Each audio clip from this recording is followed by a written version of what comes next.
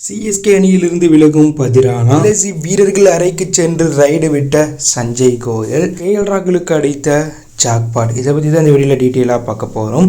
இந்தியனுடைய தற்போதைய ODI wicket keeper batsman KL ராகுலுக்கு பெண் குழந்தை பிறந்திருக்கிறதா அதிகாரப்பூர்வ தகவல் வெளியாயிருக்கு. நேற்று நடந்த எல்ஐசி விசஸ் டிசி மேட்ச்சில் டிசி அணியோடைய ஸ்குவாடில் அவர் இடம்பெறலை. ஸோ இது குறித்து டிசி தரப்பிலிருந்து அறிவித்த தகவல் படி அவருக்கு குழந்தை பிறந்திருக்கிறதுனால அவர் இன்னும் டிசி ஸ்குவாடில் இடம்பெறலைன்னு சொல்லியிருந்தாங்க. இந்த நிலையில் கேஎல் ராகுல் அதித்திக்கு பெண் குழந்தை பிறந்திருக்கிறதா தகவல் வெளியாயிருக்கு.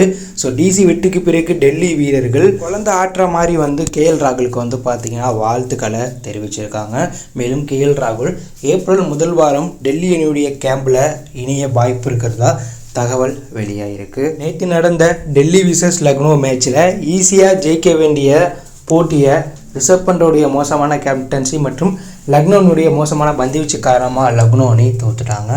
இந்த தோல்விக்கு பிறகு லக்னோ அணியோடைய ஓனர் சஞ்சய் கோயல் மைதானத்திலே ரிஷப் பண்ட் கிட்ட ஏதோ பேசியிருந்திருப்பார். போட்டி முடிஞ்சதுக்கு பிறகு அணியோடைய ட்ரெஸ்ஸிங் ரூமுக்கே போய் அணி வீரர்கள்கிட்டயே அவர் பேசியிருக்காரு. அதில் மேட்ச்சில் தோற்றது எனக்கு வருத்தம் அளிக்குது, இருந்தாலும் இந்த போட்டியில் நிறைய பேர் சிறப்பாக விளாண்டுருக்காங்க, பேட்டிங் நல்லா பண்ணியிருக்கோம், ஒரு சில இடங்களில் பந்தும் நம்ம சூப்பராக வீசியிருக்கோம், இருந்தாலும் ஒரு சில இடங்கள் இன்னும் வீக்காக இருக்குது, அதெல்லாம் திருத்திக்கணும் அப்படிங்கிற மாதிரி அணி வீரர்களுக்கு போய் அறிவுரை சொல்கிற மாதிரியான வீடியோக்களை லக்னோவை எடுத்து வெளியிட்டிருக்காங்க. இது தற்போது பரபரப்பை கிளப்பியிருக்கு.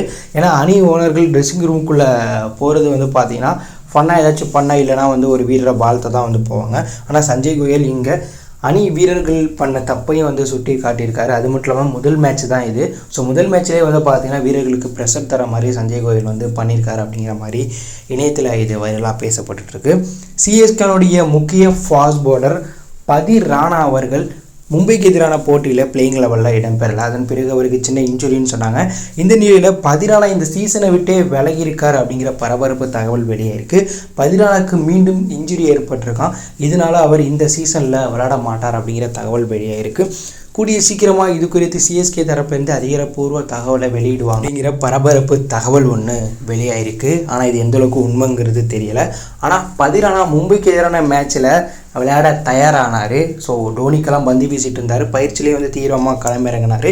ஆனால் போட்டி நடக்கிறதுக்கு 2 நாட்களுக்கு முன்பு அவருக்கு இன்ஜுரி ஏற்பட்டதுனால அவர் 2 நாட்களாக பயிற்சி செய்யலை.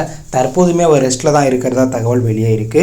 இதனால் சிஎஸ்கே ஃபாஸ்ட் பவுலர் பதிரானா இன்ஜுரினால இந்த சீசனிலிருந்து விலக வாய்ப்பு இருக்குது. அப்படி விலங்கினா அது சிஎஸ்கே அணிக்கு பின்னடைவாக பார்க்கப்படுது. ஏன்னா அவருக்கு பேக்கப் வீரராக தற்போது நாட்டன் எலிஸ் இருக்கார். ஆனால் அவர் அதிக ரன்களை சென்னை பக்கத்திலே பாரி கொடுக்குறாரு. வேறு மைதானங்களில் போகும்போது அதுவும் சன்ரைசர்ஸ் ஹைதராபாத்துக்கு எதிரான போட்டிலலாம் கண்டிப்பாக பார்த்தீங்கன்னா பதிரானா இல்லைனா அதிக ரன்கள் அடிக்க வாய்ப்பு இருக்குது. அதே போல் பிளே ஆஃப் போன்ற சுட்டுக்கு சிஎஸ்கே தகுதியானா பதிரானா போன்ற முக்கியமான வீரர் பிளேயிங் லெவலில் இருக்கணும். அப்படி இல்லாமல் போனால் அது சிஎஸ்கே அணிக்கு பின்னடைவு தான். ஸோ பதிரானா கண்டிப்பாக சிஎஸ்கே அணிக்காக விளையாடணுமா, அவர் விலகினாலும் சிஎஸ்கே அணி இந்த வருடம் பிளே ஆஃப் போய் கோப்பையை வெற்றி பெறுமா? சஞ்சய் கோயலுடைய இந்த செயல் பற்றி என்ன நினைக்கிறீங்க அப்படிங்கிற கருத்தை கமெண்ட்டில் லீவ் பண்ணுங்கள். இதில் பிடித்திருந்தால் லைக் பண்ணுங்கள், ஷேர் பண்ணுங்கள், கமெண்ட் பண்ணுங்கள், மறக்காம நம்ம சேனலை சப்ஸ்கிரைப் பண்ணி ஃபாலோ பண்ணுங்கள். தேங்க்யூ ஃபார் வாட்சிங்.